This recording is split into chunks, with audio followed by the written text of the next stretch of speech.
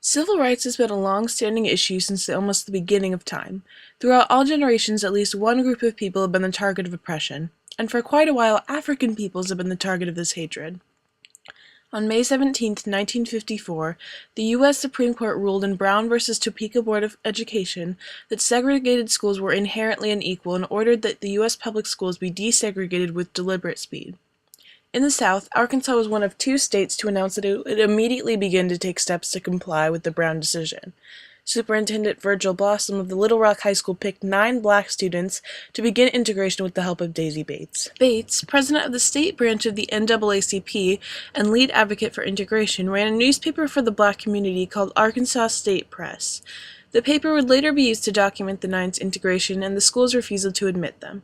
The 9 students, Elizabeth Eckford, Melba Patillo, Gloria Ray, Thelma Mothershed, Ernest Green, Terrence Roberts, Jefferson Thomas, Carlotta Walls, and Minnie Jean Brown, were chosen because Bates believed they had the strength to succeed academically and withstand the trials they would inevitably face. On September 3rd, the night before school was to start, Arkansas Governor Orville Faubus called out the state's National Guard to surround Little Rock Central High School and prevent any black students from entering. The following morning, Bates called the 9 to arrange for them to arrive to school together. However, Elizabeth Eckford never got the call because her family didn't have a phone. When she arrived alone the next day, a mob of protesters stood before her demanding she be lynched. Eckford saw the guards standing at the entrance and assumed they were there to help and protect her, yet when she approached them, they pointed their guns at her and refused to let her in. That same day, Melba Patillo attempted to meet her classmates at Bates's home, but she and her mother were attacked and never made it. The following day, all 9 students came to the school and faced the white segregationists who cursed and wept, demanding the 9 be burned, hanged, and lynched. One cop on the scene even went so far as to suggest that one of the kids be offered up to appease the mob. The rioting of the protesters and the refusal of the National Guard to let the students in prevented them from attending the school for 3 weeks. During that time, President Eisenhower, who was vacationing in Newport, Rhode Island, arranged to meet Governor Faubus to discuss the tense situation. In their brief meeting in Newport, Eisenhower thought Faubus had agreed to enroll the 9 students, so he told Faubus that his National Guard troops could stay at Central High School and enforce order. However, once back in Little Rock, Governor Faubus withdrew the National Guard, and when the 9 attempted to enter again, a full-scale riot erupted. The situation was quickly out of control, as Governor Faubus withdrew the Guard. Finally, Congressman Brooks Hayes and Little Rock Mayor Woodrow Mann asked the federal government for help, first in the form of U.S. Marshals. President Dwight D. Eisenhower, as the chief law enforcement officer of the United States, was presented with a difficult problem. He was required to uphold the Constitution and laws, but also wanted to avoid a bloody confrontation in Arkansas. With Executive Order 10730, the President placed the Arkansas National Guard under federal control and sent 1,000 U.S. Army paratroopers from the 101st Airborne Division to assist them in restoring order in Little Rock. Finally, after 4 weeks of waiting, the Little Rock 9 were allowed in Central High School. Once there, they faced even more harsh treatment from their white classmates. They were shut into lockers, tripped, pushed down the stairs, kicked and hit. And all the while, the school did nothing to help or protect them. Only just recently have any of the classmates stepped forward and apologized to the 9 students. In 1996, on Oprah, David Sontag apologized to Minnie Jean Brown. I am genuinely sorry for any negative things that I did at that time. I was really acting as a child that was not prepared for the moment. The bravery of these teenagers have become symbols of the difference between the changing federal laws concerning segregation of the 1950s and opposing public sentiment about the laws in the Deep South. News of their mistreatment led to public awareness of the problem of segregation and eventual profound change in the school systems. Civil rights didn't end in the 60s. A modern-day issue of civil rights is the immense poverty plaguing America. The U.S. Census Bureau has created 2 official measures of poverty. The first is called the poverty threshold. This threshold is the dollar amounts used by the Census Bureau to determine poverty status. What the Bureau does is assign each person or family 1 out of 48 possible poverty thresholds. The thresholds vary according to the size of the family and the ages of the member.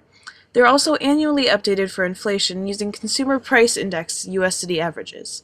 The next official measure, referred to as Poverty Guidelines, was issued by the Department of Health and Human Services.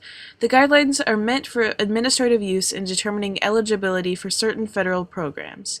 Using these measures for a family of 5, for example, would be considered below the poverty line if the annual income was $28,252 and there are 3 children in the house. However, author of Understanding the Nature of Poverty, Eric Jensen, looks at poverty differently.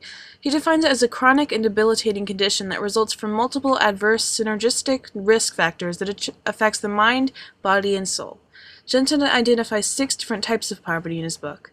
The first being situational poverty, which is generally caused by a sudden crisis or loss, such as environmental disaster or divorce, and it is often temporary. Then he describes generational poverty. This occurs in families when at least 2 generations have been born into poverty and therefore are not equipped with the tools to move out of their situations. Although the next is a rarity in the U.S., it's still a problem. Absolute poverty involves a scarcity of necessities such as shelter and food, and those who live in absolute poverty focus on day-to-day survival. Then there's relative poverty, in which the income of a family is insufficient to meet the society's average standard of living. The last two, urban and rural, are very similar.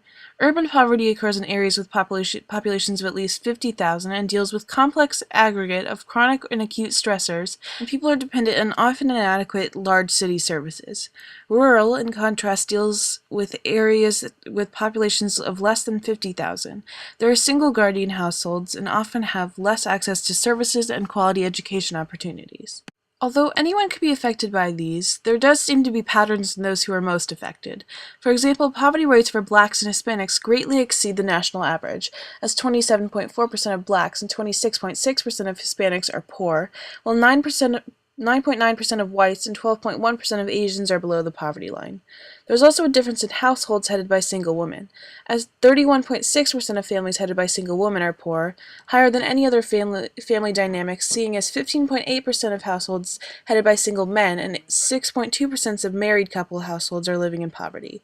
Many of these families consist of children who represent a disproportionate share of those living below the poverty line. Children are 24% of the total American population, yet they are 36% of the poor population, meaning that 16.4 million children living in the U.S. are living in poverty. Civil rights have been and continue to be a plague to our nation. People are still being affected by racism and oppression. No matter the specific situation, people are being prevented from living their best lives. Hopefully better awareness can be brought to people in the future, and we can bring an end to this issue. Thanks for watching.